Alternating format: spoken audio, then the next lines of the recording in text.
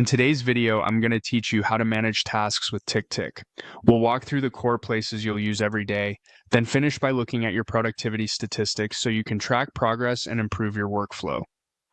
Start by opening the TickTick web app and heading to the Today section. This is your daily control center, showing only what's due now so you can focus without distraction. If your view isn't already on Today, click it in the sidebar to load your list. Once you're there, scan through your tasks and confirm what needs attention first. If you want to review what you finish, open the completed area. This is a quick way to double check that important items were actually marked done and to make sure nothing slipped through. Next, move to the next 7 days view. This gives you a short, clear forecast of the week ahead.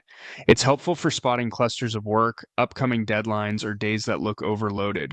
Use this view to mentally plan how today's choices will affect the rest of your week and to set realistic expectations for what you can accomplish. Now switch to the inbox.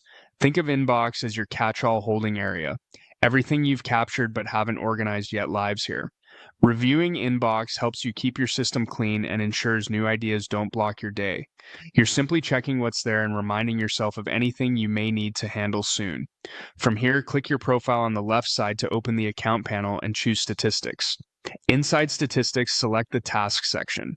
This is where TickTick turns your activity into insights. Start with the overview, which gives you a snapshot of your recent activity, including how much you're completing and how your pace is trending.